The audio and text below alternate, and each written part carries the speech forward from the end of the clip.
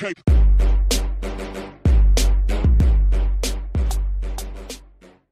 Hey, welcome Wargamers, this is Doug with 2+ Tough, and in this video we use something kind of special. If you're not familiar, I hang out with a group of awesome gamers, and they have a YouTube channel called Rerolling Ones, and I'll put a link to it down in the description below. Now, I appear just every once in a while. It's totally them, it's their creativity, their energy who make that channel possible, and they let me come on and guest a few times and play some games. It's the closest thing to battle reports that I can do right now, just because of my physical limitations in my apartment. However, we recently did a Path to Glory campaign where I participated with them, and we had an absolute blast. We grew our armies over time, had a big 4-way mega battle at the end of it all, and after that we wanted to have a discussion about what Path to Glory is, how to get the most out of it, how to have the most fun with it, what you can do with it as a gaming group and community, and we wanted to share that, and we actually hosted it on my channel, and I led the discussion. We jump right in. We're going to be kind of zooming around different topics and things like that, but I wanted to share it with you because it is a ton of fun. The reason I have this little intro in the beginning is to let you know that Age of Sigmar 2nd Edition is coming out very, very soon. And as such, we do know, however, that the Path to Glory and Skirmish books are still completely valid. And so this discussion absolutely applies to anything that comes out in the next couple weeks, even more so with more people coming into the game. So go ahead, give it a watch. Hope you enjoy it. If you haven't yet, go over to Rerolling Ones and click subscribe. It's the best channel on there for you for battle reports. So friends, thank you so much and happy wargaming. Okay, so we're kicking off the Path to Glory recap. Yes, this is? Yes, it is. So, yeah, welcome Wargamers, Doug here from 2+ Tough, and I have 3 awesome guests with me going from left to right, at least from what it looks like to me anyway. I have Mark, Jack, and Brent. Yes, thanks for helping, Jack. And we're going to talk a little bit about Path to Glory, because recently, we finished our campaign a while ago, but then I've been putting the videos up over time, and Mark over at Rerolling Ones, as the main editor, and then the other 2 guys have been helping out significantly. This whole team right here is awesome. I've been making some top-notch battle reports with that, and kind of just letting the internet see how cool our gaming group is. So, welcome, gentlemen. How are we doing tonight? Hey. We can talk too. Okay. On our side, we got Jack and Brent, but yes. It's not just me. No, it's not just you. Unimportant. So we wanted to start talking about Path to Glory because it's kind of a really awesome thing that GW put together, but I don't see it done enough. Would you guys agree with that? Do you see Path to Glory a lot? Maybe you guys with your internet too. Not at all, and I think it's a big reason is because it's actually kind of difficult to do, to commit to playing a whole campaign. You know, we did 10 games for our Path to Glory, and I think that was actually a pretty big deal that we got through that at all. I can't remember, is that what GW recommends in the book? Is 10 points or whatever? Yeah, the system that uses, so you're trying to build 10 glory points, and then once somebody has reached 10 glory points, then if they can win their next game, they'll win the campaign. Or if they add 5 units to their warband, then they can play one more game, and if they win, then they win the campaign. So ours actually went, as quickly as it could have gone. I hope anybody that's watching this has actually watched the Path to Glory videos that we did or doesn't care about spoilers, because we're going to talk about how, as soon as I hit 10 points in the next game, I won. So right. It can potentially even go longer than 10 games. So yeah, I think it can keep going and going, and you have to get 10 points, and then you have to win the next game. And it just happened to happen perfectly. It happened at the right time because we were feeling it. Yeah. Well, the stress and the pressure of getting together, getting 4 people coordinated to do games that last 2 to 3 hours while you're flummoxed with the camera the whole time is a bit of a chore. I think we learned some things from it though. Definitely. It's definitely a project to put together a campaign like this and to finish it out, but it's totally worth it. And just I think kind of like any project that you do, there's ups and downs, and there might be a little burnout of how many more games is this going to go on? So we were fortunate that ours, I think, ended right at the perfect time, and I think it was fun. Totally, that's awesome. Especially for me, because I won. That's the real takeaway: is that Stormcast Eternals are broken. You won with Mark's Army, okay? Oh, You were Army. supposed to with KO. Maybe we should talk about too. Then so I guess for other people thinking about doing Path to Glory, building up to that. So you guys had to paint a lot of models. Yeah. I didn't because you borrowed an army. Yeah. Because I wear the badge of shame. I had to paint models for you. Right. Well, no, you already had a bunch of models. But you, Jack, this was a motivator for you to build up your corn army. Yeah. I don't know if we want to get into that now, but I don't know if we have any structure. Yeah. Path to Glory is it's a very fun way to play the game, especially for me. Like, because there's 3 ways to really that you can play Age of Sigmar, in my opinion. You have the match play, open play, and narrative. And I think match play gets a lot of love, but like narrative and open are a lot of fun too. Especially like for me, like when I first played Age of Sigmar, I hated it. I hated everything about the game. I did not have fun, and it was just I was playing with my brother, and I just put my models down. I went forward, and he knew how to play, and I would just like go forward and crush, and I got demolished. Mm-hmm. And but like learning how to play. Sorry, but I'm rambling around. But like when you have 2 different armies, say you have Stormcast versus a Warherd or something that doesn't get a lot of love. Right. It can be very unfun for the person in a match play game who has an army that doesn't get a lot of love. Like an army that hasn't been updated with the latest, the command abilities and new traits and that kind of thing. Yeah, and so if you have an army that has a lot of battalions and stuff, and you pick all the best things out, and you go against a guy who doesn't have much, you're going to destroy him. With Path to Glory, it's like if you choose to play randomly, you can't pick the best stuff. You can't. Sometimes you get that whammy prize, especially if you're rolling. Yeah. You can get like things that obviously this isn't the best thing for me. But 20 brimstone horrors. Yeah, exactly. And it's like and so it kind of evens the playing field a little bit. And you can get lucky. Say you rolled all the stuff and got the thing for a battalion or something. I would agree that Path to Glory is an excellent equalizer despite Stormcast winning, because I went back through kind of the videos because now I had to okay, what was everything that happened? I really noticed that even though Stormcast won, 2 of the games were by incredibly dumb luck, and another one was by that could have gone either way. Yeah. So going back through just real quickly, when we played the monolith, the scenario where you're building points to construct the monolith and the other player's trying to knock it down, you lost by 1 point out of 20. So if his dice roll was just 1 higher, he would have won. And no, I got away with that win. And then also when Doug, when we played the I forgot the name of the scenario, but when you're cornered, when your general is running, my general's running away from you. Yeah. Marauders failed their 5-inch charge, and that was enough to secure me the win too. And then even then, those Marauders would have locked you in place. Right, those were the ones that was just like, okay, I definitely did not deserve this. And then the 50-50 one was then probably the final scenario. No, right? Jack and I's first game. No, I did not. I did Jack and I's game. So that was Rival? Yeah. Rival. Yeah. Is that what it's That called? was the first game. Yeah, where you have a rivalry between your 2 generals, and they have to charge if they're within 12 inches. And I forgot my guy was like, oh, he's 12 inches away from Jack's general, and so all that's left is Jack's general, and I'm just sending everything else I have. It was like, man, I'm going to soften you up. I don't even have to risk my general. And I was like, oh, he's within 12 inches. And he rolls 12, so this idiot's like, no, I got this! And he charges in. Fortunately, he killed the Mighty Lord of Corn and won, but, that scenario is you kill the general, you win.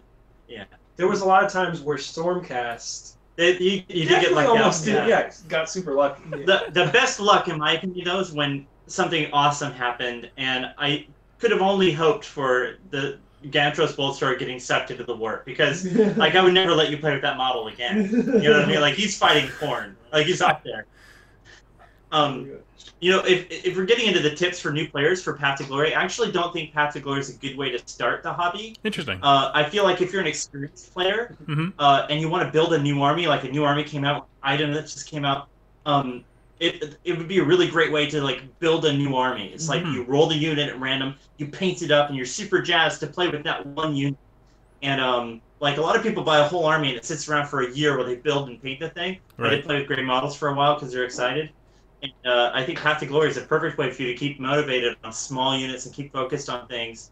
And at the end of it all, if you have something sizable you can throw together at 1,000 points in match play, or even more sometimes. It's a very good motivator. Like, also, if you're gonna play Path to Glory, it's good to ask yourself, what do I want out of this?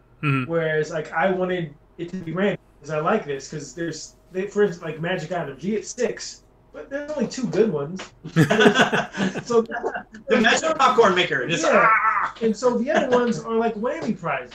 So you roll them like, wah. I guess I get, like, you had a... Oh, I rolled the best one. Yeah. But then later, first, like, you get a trait for your general, or, you know, another ability for your general, and it's something that already, like, stacks with... So what, he was already making everybody immune to Battle Shock, and it's like, but you can re-roll Battle Shock if you're within 10 inches of this guy. It's just like... Yeah, it was useless. This guy's so good he doesn't even care anymore. He's just like, yeah, give me that. I'm not even going to use it. I don't need it.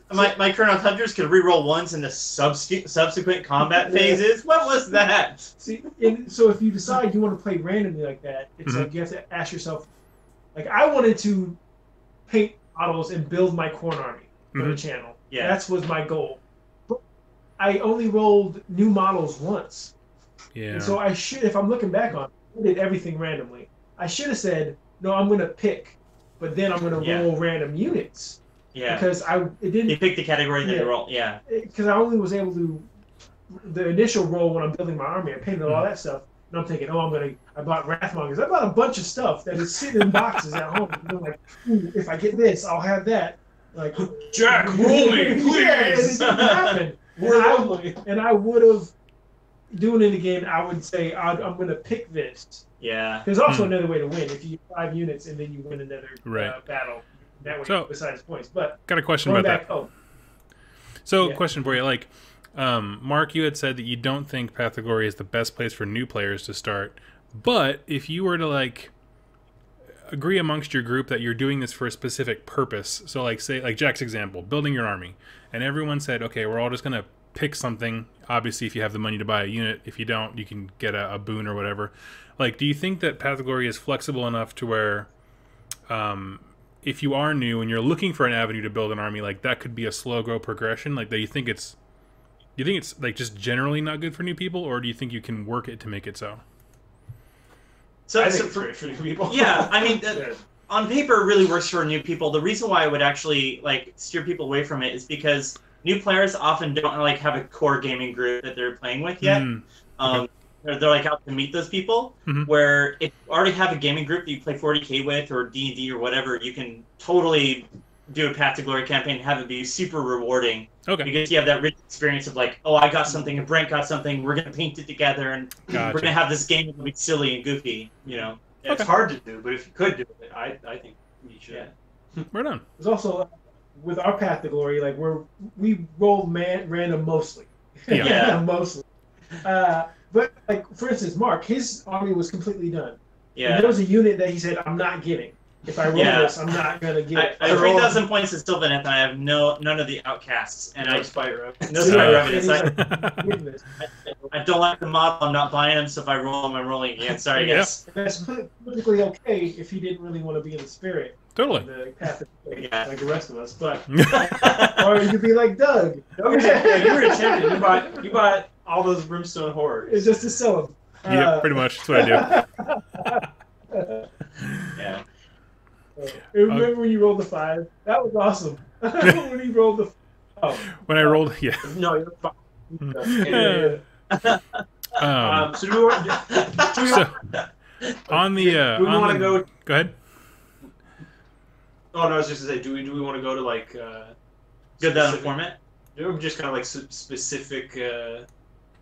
just go around and see everybody's, like, favorite hero or moment? Oh, Or do you want to start that? Or what were you going to say, Doug? Oh, I was just going to follow up, getting kind of the general stuff about Path to Glory out of the way before moving into our like specific campaign. Like,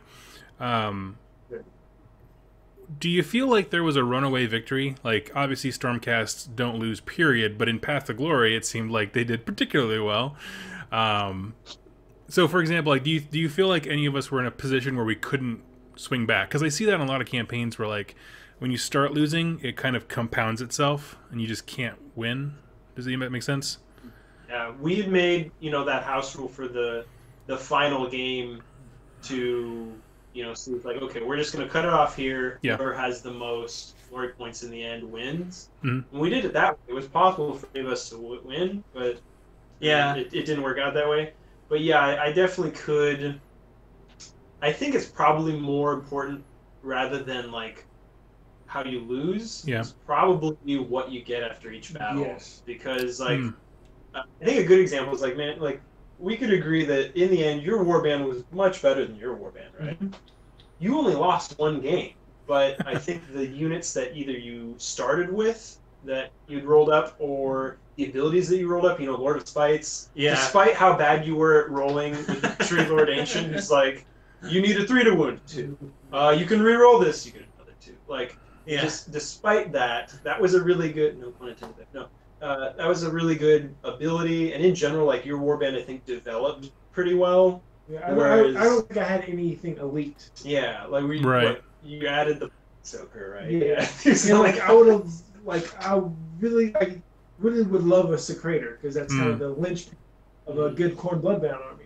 Yeah. But I had nothing really that would punch you in the mouth. It's too bad that we couldn't just like fudge him in, because he's such a linchpin, such a core character.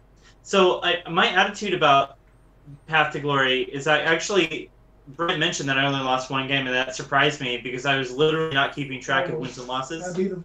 Yeah, you did. No, you lost 2. Yeah. Yeah, okay. Doug cheated. And I choked you with 40 cultists or whatever, or marauders, yeah. Yeah. Well, I mean, I guess for me, what made Path to Glory special was telling the story of my general's rise to power, or ignominious failure. Like, it could fall down suddenly and shamefully. Quiet retreat into the indie folk scene. Yeah. Oh, my slaughter brings shame. Yeah, and I guess the reason why I like the most memorable things to me were like shooting Cordell through the window, or like that all those rolled 1s, and then like, oh, I only needed a 3, but I could re-roll 1s and I get a 2. Like, oh, I could re-roll it, I get a 2 again. Like, those are the things to me that like really stood out, and I wanted to tell that story. Yeah. And I really wasn't keeping track of wins and losses. Like, to me, every warband had a unique flavor to it, and like had a look. Mm-hmm. That's the stuff you'll remember too when you like, in a year or two when you're still talking to people about like, oh, or us. Like, remember when we did Path to Glory? You're telling somebody else. Like, I still have friends that we remember stories of games of Warhammer Fantasy that we played. Totally. And a lot of those, it's not like, oh yeah, you did win that game. It was more like, remember when the Doombull killed 10 Noblar trappers because he wanted more attacks? And remember when I had you at deployment? Oh, remember? Yeah. So there's just Path to Glory is a super good way to build your Warhammer history. Yeah, totally. Community. It's like I feel we're closer. Like, we've become closer friends. Yeah. Through this bitter enemy. Yeah. And bitter rivals. Yeah. I agree with that. What's something we would have done differently, like knowing what we know now? Like, for example, like I know I would have probably chose, because I kept rolling to get units, which is what Jack wanted to do, and I probably would have been like, no, I want to get a buff rather than 20 Brimstone Horse. I'm glad we tried the just like totally random, but like we were kind of alluding to before. There was a few moments where we're like, oh, we actually have to re-roll that off camera. Because it's really hard to make that work unless you have remodel already in your collection, already painted. So, or you're gonna go buy it. Right? So I think picking is probably, even if you just pick the what you're gonna do. Sure. Like, I want a new elite unit. and I want it from this category. Right. But I'm going to roll out of the 3 choices. Yeah. I think it should absolutely be okay to house rule picking stuff. If you have, if you're a category from a collection, you in that case, it's not even house ruling. I mean, the book says you can choose to do either. Just as a group, I think we need some consistency, so there's not like one person be like, I want this, and I want this, and I want this, and somebody else is just like, let it roll! Yeah. It should be like one kind of... Yeah. The thing I would do differently next time, honestly, is just I would build an army with it. I would get models from an army I don't play, and I would just build it from scratch. I'd buy what the book told me to buy, even if I hated the models. I'd also do all-round Robin. Somebody suggested in one of the comments, too, and I think that's what we intended on doing, but then I think we were just like, okay, go, let's just start doing this.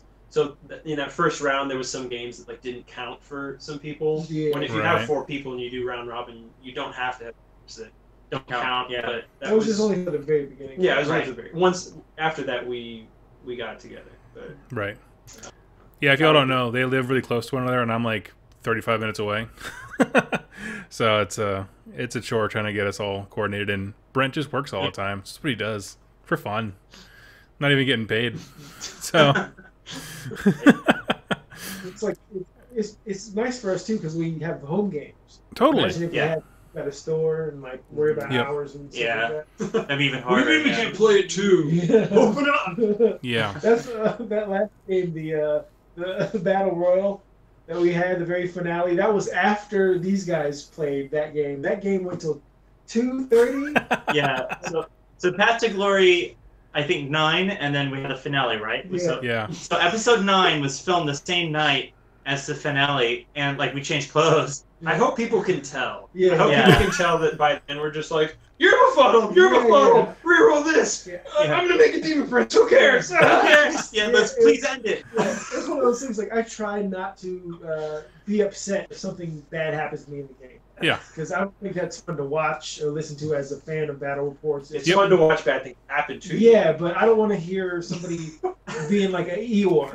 Just the figures. Forge World. Good old Forge World. So we keep spirits up at 2:30 a.m. It was coming out every time this guy was doing a stomp on me. I was staring at Doug like exactly. I think that was one of my favorite parts. I hate food. When you rolled the 1 for Cordell, if I roll 1, he's like, boop, there it is. Like, oh! No, and the night though, we all popped for the final mystical test for the Exalted Death. We'll talk about more, I'm sure. Yeah, that was a cool. good moment, yeah. Well, that's awesome. Goes right into 5 rounds. Yeah. So let's talk about our specific things. So like, does anyone have a specific like moment that you remember? Like Brent, you were talking about like we remember moments in our Warhammer careers. Like, what's your favorite moment? Start with Brent. From this campaign. So that was Path to Glory 4. So that's the monolith between you and Jack. So I just like rewatched this because I want to be like, okay, how exactly did this play out? Jack is 17 out of 20 points. Yep. You have your general who is at the monolith. Can knock it down on a 4+. So it comes down to a turn dice. So if Jack goes first and he rolls a 3+, after if he wins the turn roll off, he wins. Or if you go first, you win on a 4+. Mm-hmm. You win the turn dice, and then you fail to knock it down. And in the victory, you edit it where you use the slow-mo, the dice is loaded. So that's like, oh, that's already a big moment. But then you kill his Slaughter Priest, who's the only guy left guarding the monolith. So then when it gets to Jack's turn, he has nobody to work on the monolith. Yep. So he doesn't get to try and roll that 3+. So it goes to the next battle round, where again it's like, but he charges in with the Bloodstoker. The Bloodstoker makes it. So now he's in a position where again, dice roll off. If you get the 4+, you can win on 3. If you get the 4+, you can win on a 4+. Doug wins the roll off. Doug wins the scenario there, but again, like that, it came down to 2 key turn dice, and it wasn't even, they weren't even double turns either. It was just who gets priority here, because if somebody does, somebody could win it right here. That was a fun game. That was really sad. Yeah, it was fun to watch. I think I said I don't know why you were forging that was my favorite moment and like my favorite game that I've played of AOS, and it's absolutely true. That was so heart wrenching. That actually game like like this is like not a funny thing. It's a personal thing. Because I was going through some health stuff during this campaign, and that game helped me notice that I was having trouble remembering the names of things and stuff like that. I was really noticing it, and turns out I was having side effects from a medication I got prescribed, and that was like the beginning of like what's wrong with my brain because I can't remember anything. Right. And so I was able to get off of it, and I feel 100% back to normal. And also, my eyebrows grew back there you go. through the campaign. So looking good. For more. Yeah. Doctor prescribed for clinical tests. Yes. Yeah, Jack. What do you think your favorite moment? In the that was a really good one. Because I lost a lot. I did. I lost a whole bunch. Okay, the non-game moment that was my favorite is us. When you first thought of the intro where you're running down the hallway, getting chased, and because like being funny is like we have to improvise those too. That was kind of just like, what are we gonna do today, guys? It's like finding the voice of Rerolling Ones, where we're I think right. we're hitting our stride now. But like just being funny and being able to do skits. In the game, my favorite thing was when I was able to. It was Mark when we were playing Cornered. And I was able to use my charge. Yeah. I can charge on I can charge at his phase. And 12, and you rolled box cards? Yeah, and I got a 12, so I'm getting even closer to the edge of win. Because I was like, oh, I didn't think of that, but I can't do that. I didn't think of this. It was just fell into my lap. And also learning against Doug, learning that I need to pre-measure. Because I could have beat Doug if I would have pre-measured. Yep. Well, yeah, pre-measure is important. Right after that was the awkward pile-in from the Tree Revenants. Yes, that was crazy too. We literally did math to figure out how to pile those guys in. Like, we had to, like, pivot, like, line them up, pivot them, and then, like, once we understood the angle, then we could measure out each dude by an inch. And when you have a group of dudes that piles in 6 inches, they should be able to get in. You know what I mean? And what happened? They had to pile into 2 different units, so they were spread out. So there were only 2 guys who were in. And then I think one of the first hits did like D3 damage. Half the unit just falls through the ground. Like 4 of them died. There's the one champion left. So what was a cool moment about there too, is the Fleshhound does 2 wounds to him, or maybe it's the My Little Corn. Either way, there was some rend on it. So he had a 6-up save. And you roll 2 6s. Yeah. And then later, that guy almost does enough damage to win the scenario because you only have to do half the wounds of the general. Right. So, and he does 2 wounds, and he has 2 attacks that do 2 damage. Both of them, I think both of them go through. And I think one was saved. Yeah, they can save one. So, like, that one, and then he didn't run away from Battle Shock too. That one little guy almost won you the scenario by being like, so many things in this campaign where one little thing happened differently. The other person would have won. It was How about you, Mark? What about you, Mark?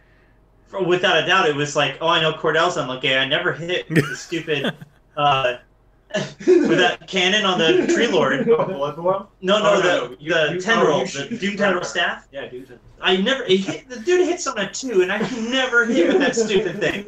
And I'm like, Cordell's on. I'm like, y'all pop in. I bet I can get him in 1 shot. Boom, roll a 6 to hit. I'm like, there it is. Here it comes, Jack. And Jack's like, look at me like this. He's like, don't do it. That's how I roll it. There's no, roll. Get your save out there. And I roll 5 wounds to the guy. I'm like, get him off the table. Then we figured that out. Then I prayed. And Corn ate Blood boil! I didn't get a single blood boil off this entire campaign. No.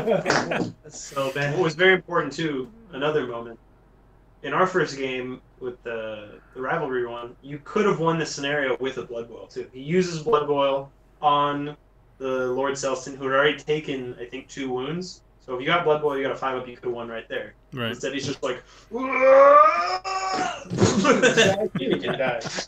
It was a lot like the scene in Indiana Jones where the guy has a big sword, and then he just shoots him. What about you?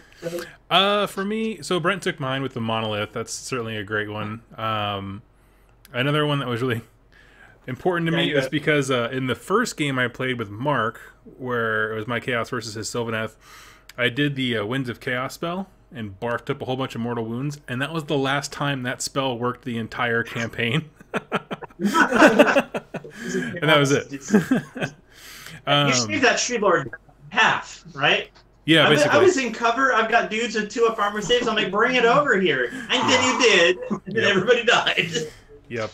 I like that moment and the entire finale when Jack would like give me like the creepy Chris Angel like Bizarro stare every time that you rolled good. Like we're like 6 feet apart and there's just constantly this stare at me. It was awesome. Oh my gosh. Was there a least favorite moment? There could be. I have. How can there be a least favorite? Well, I have one where I'm like, go for it. When Doug started summoning Zeech stuff, I was like, "You mother!" That was awesome, and it's possibly a omen of things to come. Yeah. He was like, "Second edition's coming out, bro." Yeah, that's right. That's right. I'm gonna summon stuff down here. So I was super on the fence about doing that, but I was like, well, I have them in my case, and at that point, I had nothing. You regret nothing. Yeah, you shouldn't. I'm on team. When I didn't get a second turn against. I was about to say, it's like if you have any least favorite moment, it should just be like my hero riding into everybody's army and just being like shield, save, and then and then hammer. Yeah, and then hammer. It was all a good time. As far as like on the I don't want to say negative side, but like moments that we got tired of, like definitely towards the end we were feeling it. We kind of wanted to be done. So point being, I think having like that cap, that 10-point cap, or even lower or more, whatever you want to do, like I think that's super important, because by the end of it, half of us were like, oh, couldn't even. Yeah. But I don't. Well, I think that probably is important there. We could, then I think we could have shaved down to 8 games. Yeah. And then even if somebody didn't win game 8, then then maybe they win game 9 or 10. Yeah. I don't know. So really having a cap on it. Yeah, I think having a cap on it. Probably. Yeah, I think it was the perfect cap, and then the last game. So you can watch the last finale game if you want to recap it. But basically, the scenario is that like you can get a ton of points. Like Jack was at the tail end, but if he won, he could sweep a huge victory and actually come out on top. And so that was the kind of stuff that like. I think ending right before you cross that line where somebody doesn't have a chance, I think is super important. So yeah. Yeah, I agree. I gotta stress that Path to Glory was really not about winning. It's like, yes, it was. No, but but you can still have a ton of fun with it. It can make people feel engaged. In those kinds of things. So yeah, I don't know. It's a lot of fun. What's everybody's favorite hero? Doug, what's your favorite hero? I half the time didn't remember my general's name, but I always knew Cordell the Unlucky. Seconded. Yeah. I like the Burning Seas. That was my favorite hero. What was that? So right now our favorites are the guy that can't cast Blood Boil, the guy that can't cast Winds of Chaos, and then I'm just going to go with my guy. Gantros Bolt. No, not Gantros Boltstar, because everybody hated him. Yep. Cyban, Herald of the Hunt. Oh yeah. In the beginning of every game is just like calls down a meteor, lands on people, and then ditches the standard, and then just runs in there, and then just like punches people for 4 attacks that don't really do anything. Yep. Yeah. Just his level of consistency of just like you're really good for 1 turn, and then you're just funny for the rest of the game. Mm-hmm. I really appreciated him, and I also liked. Doug in our game, he like at this point, since this was game 9, he'd already established this reputation of like, okay, I know what I'm going to do with this guy. Right. He runs up to your knights, and we're playing with the hill as cover. Mm-hmm. So he's a 2-up save in the second round of combat, and you took off 2 wounds from him from I think so. You finally got Winds of Chaos again, and it only did 2 wounds to him. So he had 3 left, but still a 2-up save. He's punching knights. He's just like, yeah, I got this. And then you do like 5 wounds to him, and I roll 3 1s. Yep. That was just really funny to me of him just being like, I'm completely invincible, and then just like sequentially just getting killed by knights. Again, like, did that have an impact on the game? Probably not, but it was super funny to just see this guy get like, go away. What about your 2 character? Oh, Cordell, for sure, for sure. I mean, I would have said Cordell too, but both you guys already said. I had to pick the Justicar because I had to Google what that was. I didn't know what Justicar was, but it was cool. Also, okay, so also if there's a honorable mention to, it has to be your Exalted Deathbringer, because like the whole campaign is just sort of this guy that like, hey, he gets +2 attacks for Blooded Lieutenant, and he goes in there and he kills some stuff, and maybe he dies, maybe he doesn't. I don't know. He's just kind of there, right? Mm-hmm. He's the second in command. He was what my Blood Secretor was supposed to be, but I rolled him instead. But then the last game that we played, so I rewatched it. You didn't roll anything for the first turn, but that's okay, because it's like he was just chilling there with everybody else getting ready. Then all 4 other battle rounds. Befuddled. It just gets funnier every time. I've seen that's the best befuddled record I've seen too. Yep. I've seen 3. I've never seen 4 until the very last game of Path to Glory, where this guy's just like, nope, no one. Like, yeah, I'm it's not already going in there. like That's a bloodbath. He's yelling at the Blood Reavers, "You're throwing your life away! Those trees!" We don't have a Blood Secretor. What is he expected to do? And in video 2, you're just like, that guy's been glued to the terrain the whole game. And literally, like, That's there's right. no better way to. That's Do you awesome. have a favorite mission? Good question. Doug, what about you? Favorite? Oh, the monolith, because it Monolith. forces very distinct play styles. Like, so in our game of the monolith, I had to go get Jack off of his objective, or actually building the monolith thing. Hey. But what it did was it forced me obviously to be very aggressive, and different armies can do aggression very differently. Even if you're using open play with the Slan shooting Seraphon forward or whatever, like that's different kind of stuff. But Jack had a lot of options, because instead of staying back and guarding it, he just teleported his Blood Reavers and tried to engage me up front. So like that was definitely the most dynamic one, and it's cool because it kind of has a built-in countdown system, right? I mean, it's probably like 4 to 6 turns max, like, right? It depends on how bad you roll, Yeah, but I mean, averagely. So that's my favorite. You guys totally did the heavy metal wall of death, where like both armies like line up and then meet in the middle and then just like slam into each other. Yeah. If you don't know what that is, YouTube it. YouTube. Someone doing the wall of death. Yeah. It was that was the grindiest game for sure. What were you gonna say, Mark?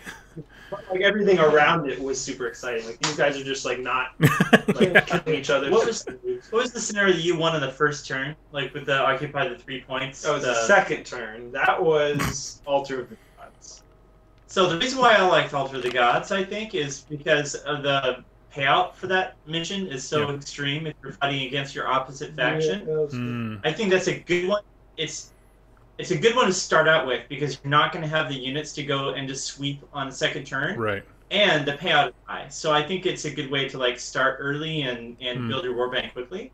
I think there should be missions that have higher payouts earlier in the campaign. Yeah. And it'd probably be even okay to house roll in a couple of extra points just to get your campaign kicked off a little faster. That's fair. Yeah, we played that one late and it felt weird. Yeah, because I went, Jack went, I went, and then I won, and that was like I wonder if anybody watching that was just like Stormcast, what the like? Yeah, I went. Then you went. They were, but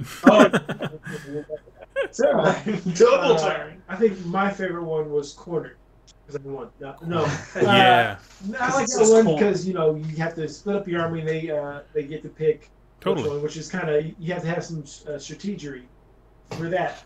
Also, Cornered is something you might have to house roll too, especially if you're playing Seraphon with the General's Handbook 2017, which second edition. We don't know what's going to happen to Path to Glory second edition, but because Seraphon can teleport. Yeah. And so 2 up, he can just teleport his general to the edge and win right away. So that's something you might want to have to be like, oh, well, okay. Yeah, let's not use that. Yeah, we not use that rule. You're right. Yeah. Your slug's right. Yeah. That's fair. Between the Monolith and Cornered, I want to still say the Monolith. Cornered was funny, and our games of corn turned out really well. Yeah. But I think just based on the 2 games of the Monolith that we did, I could like it seemed pretty hard to make that scenario not fun. Exactly, yeah. It seemed to be cool. That's awesome. Special mentions to the last game too. Especially if you're corn, all the blood tide points you get, Yep. so great. Demons! If I had a bloodthirster, I might have won that one. Let's get the bloodthirster out here. You can see what you say to that, tree Oh my man. gosh. I'm glad that free for all mission is in there because that's a good way if you can to bookend your campaign. There was even missions that we could play. Like Yeah. Oh, yeah. The one where you monster. That was well. I think we wanted to because we were picking which missions we wanted to do, and I assumed we wanted to avoid that one because like I think if you have like a giant or something, that's the best. But we're like, well, what kind of monsters we got? Like we got a terrorgeist, and Right. I think that's when things might get pretty crazy. Is when Yeah. you know Sylvaneth is like, check out my terrorgeist. Yeah. Like, what? It's only a baby terrorgeist. It's not that big. Yeah, it's a baby. Yeah, And it that's still does however many more wounds. Yeah. You need to have like a creature of chaos, like a cockatrice or a something crappy, Yeah. like Yeah. my Lamasu, Yeah. which has not been seen on the channel yet. It's not crafty. That Lamasu is amazing. It's mounted by a wizard. Or it is a wizard, Not- right? Yeah, it is a wizard. No, I Yeah, took the yeah. wizard off. Pressure Brent to paint is Absolutely. That's right. If Peer I pressure. ever paint a model that's on the channel, it should be Lamasu.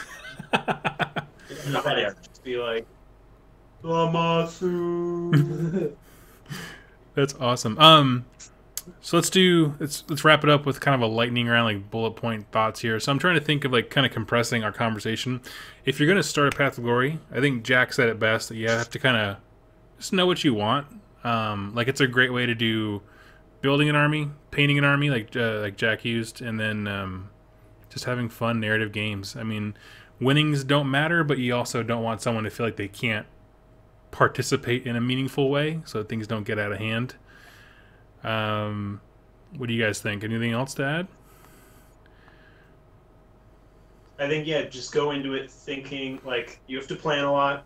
Mhm. You have to make sure everybody's like committed, like that we're going to get this done quick enough that you don't get burnt out, that Good you call. don't just not finish it. Because like I've been playing, like I started Warhammer Fantasy when I was 13, and I've been part of campaigns, but this is the first time that I've actually ever finished one. Oh wow. And that like feels like really rewarding as part of the hobby. Like making terrain, painting models, like that's like what everybody's doing, but this is kind of like that next level of like get everything that you can out of hobby and give something like this a try, and you'll feel good if you complete it, and you'll probably have a lot of funny stories in the end to be like, the Slaughter Priest sucks. Slaughter Priest is an amazing model. Yeah, he is. He is. He's painted beautifully. He's just as useful as wet leaves. Yeah. He's just in the wrong profession. He's not a good priest, but he's a great character. Yeah. Well, that's a good point. It'll carry over into other games too, even if you're not referring to Cordell the Unlucky. Like, anytime those dice start to like go bad, you're just gonna be like, "Is it Cordell?" That's it. Flashbacks. So that's my one piece of advice for anybody playing Path to Glory is try to stack buffs and special abilities on your general and use your general as much as you can. Build like a reputation for your characters, because the fun part about that is that you can bring the character out later on and your friends are like, oh, there he is, Uncle Fingers! Like here comes Mr. Dice Roll! Like you want to have that kind of like chemistry going on in your group, and I think the best way to do that is with your characters. So Gantry's Bold Star is coming back, and he's gonna make 27 saves Exactly. before he takes a single one. Cool. I concur. It's very fun, especially if you have a good gaming group. Mm-hmm. And if you look, it's a good way to start a new gaming group. Totally. I've gotten know these guys better over the several month period. How many months did it take us? It took us a while. 2-ish, yeah. 2 months. We've been playing a while before we started doing battle reports, and I think that so this is actually something that's a little bit off topic. If you play a campaign and if you're playing with your friends, we all have smartphones these days. Take out your camera and start taking pictures of things. Like record stuff, Totally. do battle reports, blog it. Like even if you're taking pictures and you're talking about it, put it on Instagram. Like my point here is that like do yourself the favor and reward yourself with keeping a catalog of the games you play. Because I've played so many games over the last like 2 years that I've literally forgotten them all or most of them. And but I've got a few on my Instagram feed. I'm like, oh, I remember that game that we played at Mox with me. You know, when Doug had his bone splitters. Yes. And you know that kind of thing. Like I can go back to that. I'm like, oh, I remember that game. There's like I've got this picture of this like one witch hunter in a building surrounded by green flesh, and he's just like, I think the caption was, "How send an adult." Totally. So that was yeah. Do yourself the favor of like recording the things that you do. Record battle reports. Do it. Just do it. So our whole campaign is on YouTube forever until YouTube dies. So right, it's perfect. Slowly decompressing. That's right. Let's go. Right on. All right. Well, I'll do just close this out here. I will do one last call. So if you have not watched it, head over to Rerolling Ones. These guys and myself included all put together this awesome Path Glory campaign. All of it's spoiled for you by now, but it's a really great channel. You should subscribe because they do other battle reports. And now you're doing just kind of like one-off games, right? Just for a little while until we recuperate our souls. Yeah. I don't know. I'm kind of thinking about like doing some special stuff between now and that AOS 2 comes out. Like Jack and I are both working on new armies. And I kind of want to do some painting tutorials, or at least show some techniques for things. I know people have asked about my scaling and that kind of stuff, so maybe I'll do that kind of game in the interim. And as self-appointed general manager of Rerolling Ones, I'll cook up some good games because they're still going into second edition. I mean, I think this is another thing for people like thinking about doing Path to Glory. It really does seem like with the second edition of Age of Sigmar, they're not trying to invalidate all the supplements they made before. So I think they're probably only going to get better with the new rule set. So go back and play Path to Glory. We still have Siege that we want to do from General's Handbook 2017. Yep. There's skirmish we can do. There's more stuff that I think people should try and explore if they're if they want to. There's nothing wrong with match play, but if you want to do some other types of games, go for it. Yeah. It's fun. Try the other modes. Remember, you play Age of Sigmar. What's the word there? You play. You have fun. I'll play a woman. Alright, chill out. Cool. Right. Well, thank you guys so much for joining me. It was a blast to do the campaign and also to hang out with you tonight. And go subscribe and click the bell notification for Rerolling Ones. And thank you all so much for watching. And happy wargaming.